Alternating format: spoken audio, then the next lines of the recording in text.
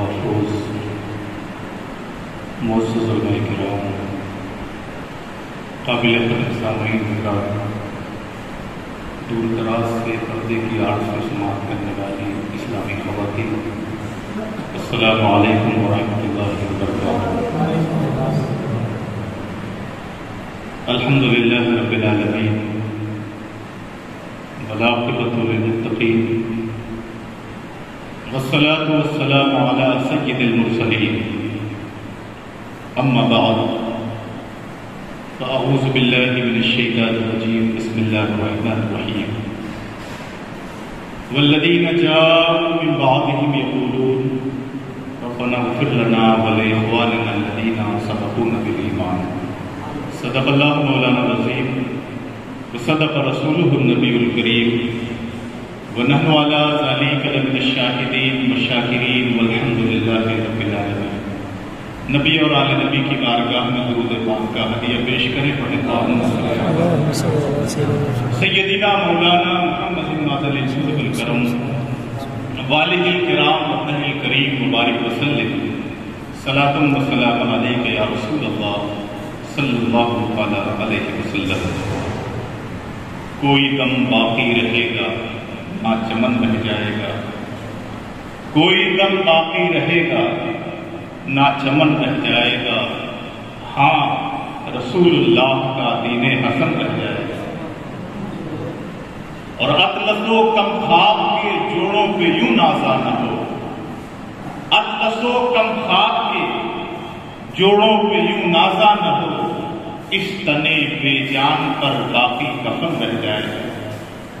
ہم زفیروں باغ میں ہے کوئی دم کا چہچہا، ہم زفیروں باغ میں ہے کوئی دم کا چہچہا، بلبلیں اڑ جائیں گی سونا چمن رہ جائے گا۔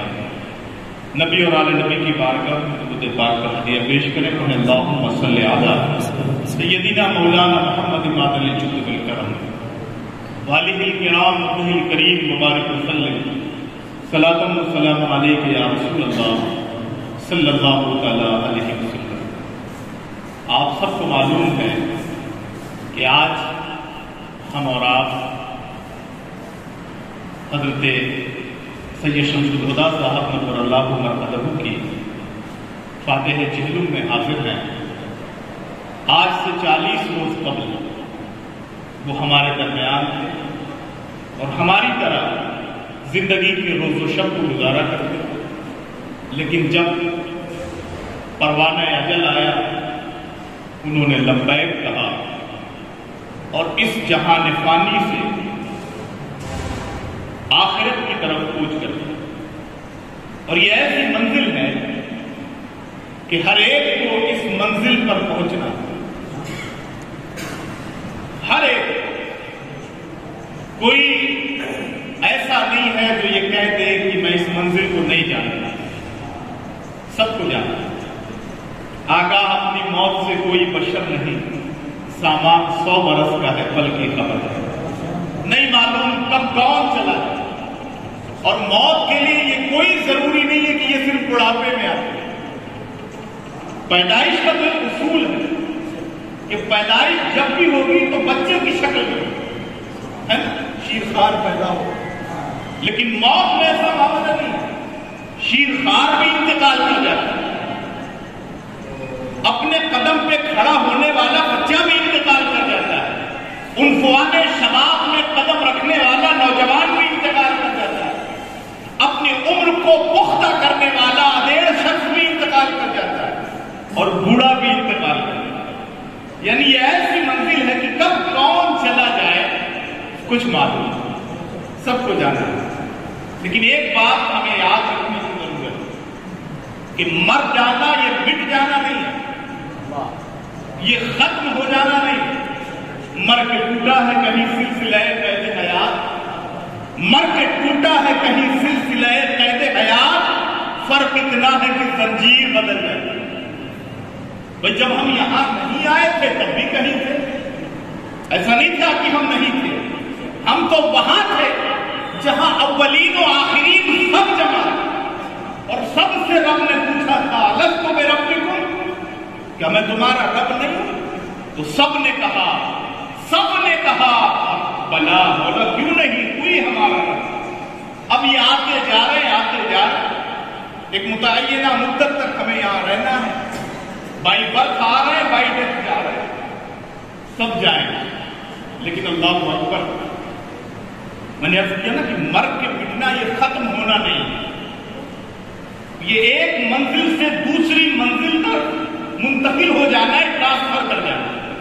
جیسے ہم کبھی عالم ارواح میں تھے، عالم ارواح سے ہماری مدت پوری ہوئی، ہمارا ٹرانسفر ہوا، ہم نے انتقال کیا عالم اجسام کی طرف، یہاں آ گئے، ہمیں ایک جسم ملا، ایک وجود ملا، ایک متعینہ مدت ہمیں عطا کی گئی، اتنے دن تمہیں رہنا ہے، پھر یہ مدت ختم ہوگی، پھر ہم پلٹ جائیں گے ایک اور عالم کی طرف، عالم برزخ کی طرف، پھر وہاں کی بھی ایک مدت پوری ہوگی، پھر لوٹ جائیں گے عالم محشر کی طرف، پھر وہاں حساب و کتاب ہوگا، سوال و جواب ہوگا، اور پھر اپنے اعمال کے حساب سے ہمیں اپنی اپنی منزلیں مل جائیں۔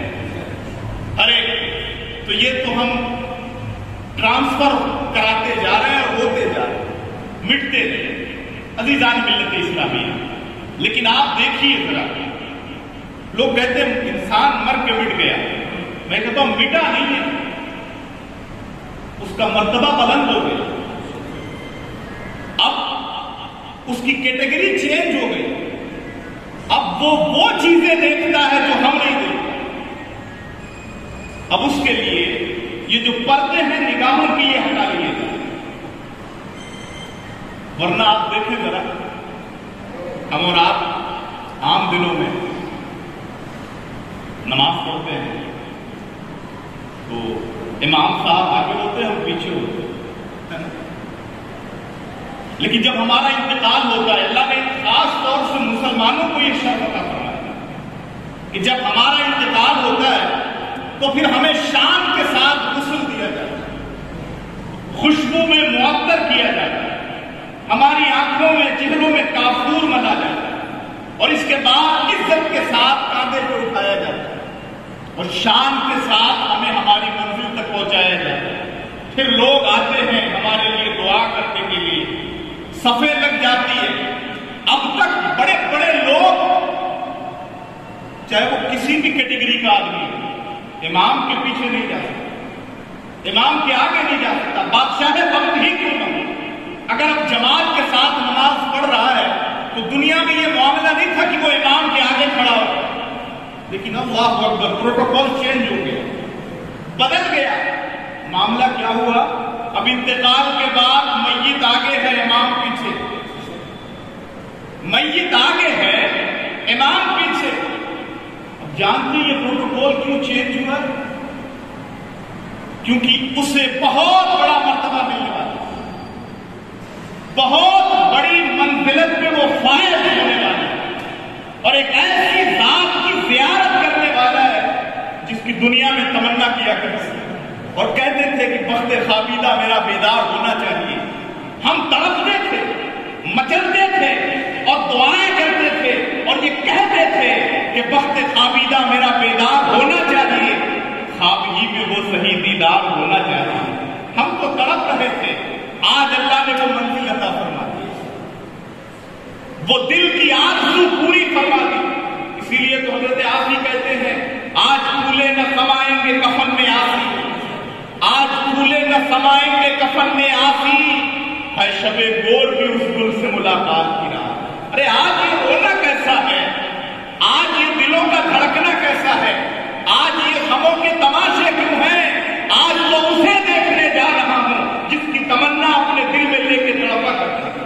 آج پھولے نہ سمائیں گے کفن میں آسی، ہے شب گور بھی اس گل سے ملاقات کی رات۔ تو آج قبر کے اندر رسول گرامی مقام صلی اللہ تعالی علیہ وسلم کی جلوہ گری ہونے والی ہے، آقا صلی اللہ تعالی علیہ وسلم قبر میں تشریف لانے والے، شان کے ساتھ سجا کے، شان کے ساتھ نہلا کے، شان کے ساتھ خوشبو اور عطر لگا کے ہمیں اس منزل تک پہنچا دیا گیا۔ عزیزان ملت اسلامیہ، مرنا یہ مٹنا نہیں۔ ہاں یہ الگ بات ہے کہ لوگ اپنے آبا و اجداد کو، اپنے اقربا کو، اپنے رشتہ داروں کو مرنے کے بعد بھول جاتے ہیں، وجہ یہ ہے نا کہ ہمارے یہاں ایک ایسا طبقہ چل پڑا ہے کہ کچھ لوگ زندوں کے حق پہ ڈاکہ ڈالتے ہیں اور کچھ ایسے ہیں جو مردوں کے حق پہ ڈاکہ ڈالتے ہیں. زندوں کے حق پہ کیسے ڈاکہ ڈالا جاتا ہے؟ اس کا مال غصب کر لیا، اس کی زمین غصب کر لیا، اس کو پریشان کر دیا، اس کو اپنی طاقت سے دبا دیا. یہ زندوں کا غصب. مردوں کا حال کیا ہے؟ فاتحہ روک دیجیے، محفلیں روک دیجیے، درود کی محفلیں نہ سجائی جائے، ان کے لیے ایصال ثواب نہ کیا جائے، ان کے لیے دعا نہ کی جائے. حالانکہ اللہ تبارک و تعالی ان لوگوں کی تعریف فرماتا ہے قرآن مجید جو اپنے مرحومین کو دعاؤں میں آتے ہیں. اللہ فرماتا ہے والذین جاءوا من بعدہم یقولون، اور وہ لوگ جو بعد میں آئے. بھئی ہم سب تو ابھی بعد میں آئے، ہم سے پہلے ہمارے آبا و اجداد، ان سے پہلے ان کے آبا و اجداد، ہم بعد میں آئے، ہمارے بعد انشاءاللہ ہماری اولادیں آتی ہیں. تعریف فرمایا اللہ نے قرآن میں وہ لوگ جو بعد میں آئے، لیکن ان کا مشغلہ کیا ہے؟ ان کا کام کیا ہے؟ ان کا کام یہ ہے کہ وہ کہتے ہیں ربنا اغفر لنا ولاخواننا الذین، اے اللہ ہماری مغفرت فرما اور ہمارے ان بھائیوں کی مغفرت فرما جو ایمان کے ساتھ اس دنیا سے ہم سے پہلے رخصت ہو گئے. تو پتہ چلا کہ اپنے مرحومین کے لیے دعا کرنا یہ منشأ خدا بندی کے مطابق ہے، یہ اللہ کی مرضی کے مطابق ہے کہ بندہ اپنے مرحومین کے لیے دعا کرے. اس لیے یہ محفل جو سجائی گئی ہے یہ اس لیے سجائی گئی کہ ہم سب جمع ہوں گے اور مرحوم سید شمس الہدیٰ صاحب نور اللہ مرقدہ کے لیے دعائیں مغفرت کریں. دیکھیے میرے آقا فرماتے ہیں دعوت الخیر کا فاعل ہے، نیکی کی طرف بلانے والا ایسا ہی ہے جیسے خود نیکی کرتا ہے.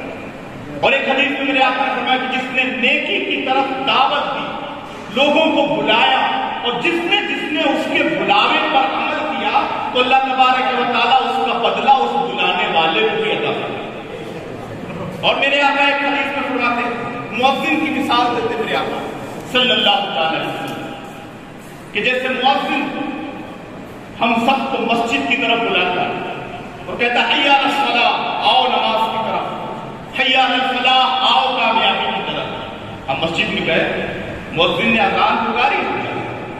اب آپ یہ بتائیے جب آپ مسجد میں پہنچے تو آپ نے کس کے لیے نماز پڑھی؟ مؤذن کی. آپ پر فرض ہے، آپ نے فریضہ ادا کی، آپ نے سنن پڑھی، آپ نے نوافل ادا کی، جو آپ کے ذمے ہیں آپ نے سب نے کیا. اور جتنے بھی آئے، سینکڑوں آئے، بڑی مسجد ہے تو ہزاروں آئے، ایک مؤذن نے بلایا، سب آئے اور سب نے اپنی عبادت کی. لیکن میرے آقا صلی اللہ علیہ وسلم کیا فرماتے کہ جتنے لوگ اس کے بلاوے پر آئے، اس مؤذن کے بلاوے پر جتنے لوگ آئے ہیں سب کے ثواب کو جمع کیا جائے. یعنی تنہا تو سب کو دیا جائے. آپ نے فرض نماز ادا کی، آپ کو فرض کا ثواب ملا، آپ نے سنت پڑھی، آپ کو سنت کا ثواب ملا، جس نے جو عبادت کی اسے اس عبادت کا ثواب ملا. لیکن اب چونکہ جماعت میں سب آئے ہیں مؤذن کے بلاوے پر، اس لیے اجتماعی طور پر سب کو تنہا ثواب دینے کے بعد اجتماعی طور پر سب کے ثواب کو جمع کیا جائے گا اور اس مؤذن کے کھاتے میں ڈال دیا جائے گا.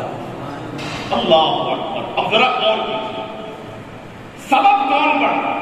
ہمارے مسجد میں پہنچنے کا سبب مؤذن بنا تو ہماری عبادتوں کا ثواب اسے بھی عطا کیا گیا. اب یہاں سبب کون بن رہا ہے؟ آج کی محفل کا سبب حضرت مرحوم سید شمس الہدیٰ صاحب کی ذات ہے. آج ان کا 40واں ہے، اس لیے ہم جمع ہوئے. قاری صاحب آئے، انہوں نے قرات کی، انہیں قرات کرنے کا ثواب، ہمیں قرآن کی تلاوت سننے کا ثواب. نعت خواہ حضرات آئے، انہوں نے نعت رسالت محاف پیش کی، انہیں نعت پڑھنے کا ثواب، ہمیں نعت سننے کا ثواب. مقررین آئے، انہوں نے بیان کیا، انہیں بیان کرنے کا ثواب، آپ کو بیان سننے کا ثواب سب کو ملے گا. کسی کے کھاتے میں کوئی کمی نہیں کی جائے گی، سب کو پورا دیا جائے گا. لیکن آئے ہیں سب مرحوم کے 40ویں میں،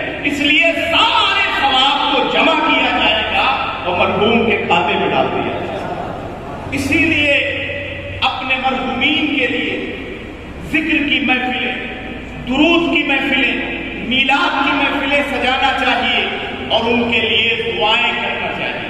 عزیزان ملت اسلامیہ، انسان جب تک زندہ ہے کچھ نہ کچھ کرتا ہے، اچھا کام کرے برا کام کرے۔ دو فرشتے ہمارے اوپر لگائے گئے ہیں جن کی نظر میں ہم ہیں۔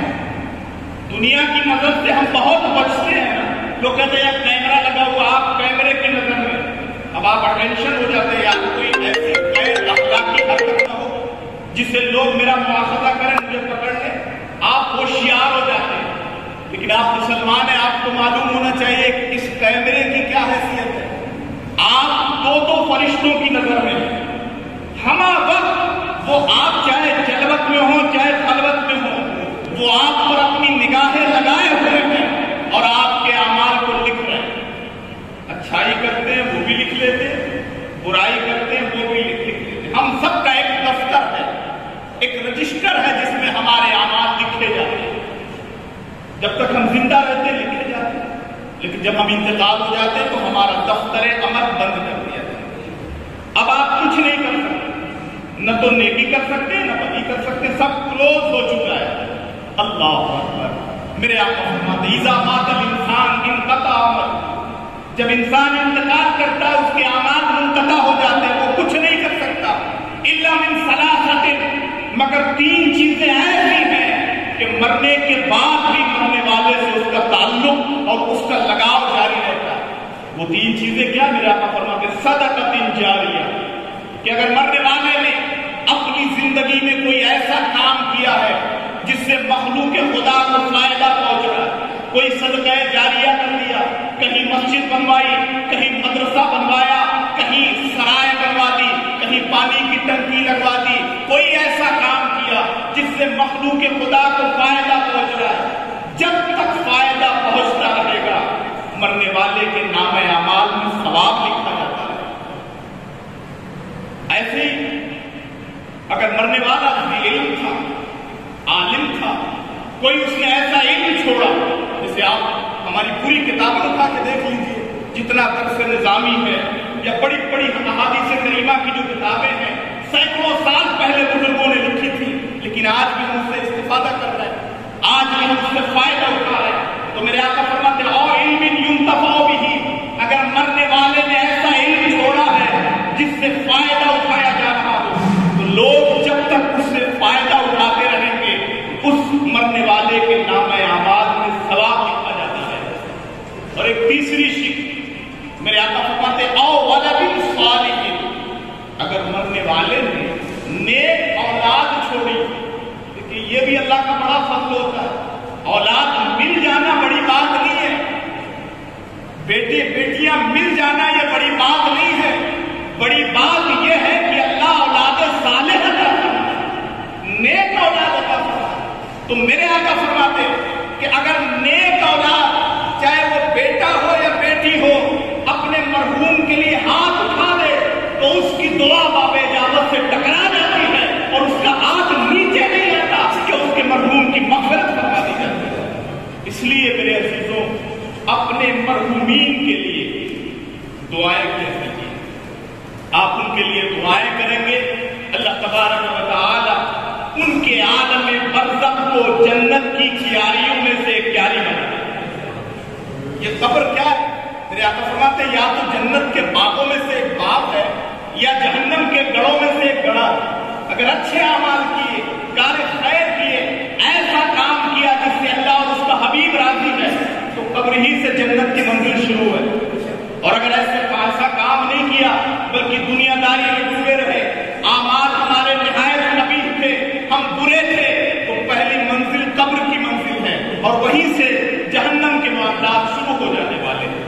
عزیزان ملت اسلامیہ، ہمیں اپنے مرحومین کے لیے دعائیں کرنا چاہیے، اور دعاؤں کے لیے یہ کوئی ضروری نہیں ہے کہ بہت بڑا پروگرام ہوگا تبھی دعا ہوگا۔ ایک طریقہ آپ کو بتا دیں، آپ قرآن پڑھنا جانتے ہیں، آپ تلاوت بھی کرتے ہیں، جہاں اپنے لیے آپ پڑھتے ہیں ایک آدھ پارے اپنے مرحومین کے لیے پڑھ لیا، ہاتھ اٹھائیے اللہ کی بارگاہ میں بخش دیجیے۔ 2 رکعات نفل اپنے مرحومین کے لیے پڑھ لیا کریں، ان کے لیے آپ بخش دیجیے، یہ معمول بنائیے کہ میں عشاء کے بعد 2 رکعات نفل یا 4 رکعات نفل اپنے مرحومین کے لیے پڑھیں، تو آپ اس کا ثواب انہیں پہنچا سکتے ہیں۔ اور عزیزان ملت اسلامیہ، حدیث میں آیا کہ بہت سے ایسے لوگ جو بظاہر بڑے نیک نہیں تھے، لیکن جب قبر سے وہ اٹھیں گے تو وہ گناہوں سے پاک ہو کے اٹھیں گے۔ لوگوں نے کہا یا رسول اللہ یہ کون لوگ ہوں گے؟ تو میرے آقا نے فرمایا یہ وہ لوگ ہوں گے جو مسلمانوں کی دعاؤں کی وجہ سے اللہ انہیں گناہوں سے پاک فرما دے گا اور ان کی مغفرت فرما دے گا۔ اس لیے میرے عزیزوں، میرے دوستوں، اپنے اقربا کو دعاؤں میں یاد رکھیے۔ میں دعا کرتا ہوں اللہ تبارک و تعالی مرحوم کی قبر کو جنت الفردوس کا گہوارہ بنا، ان کے تمام صغائر و کبائر کو معاف فرما، ان کے درجات کو بلند فرما۔ طوفان نور لانے سے اے آپ فائدہ، 2 بوند ہی کافی ہے۔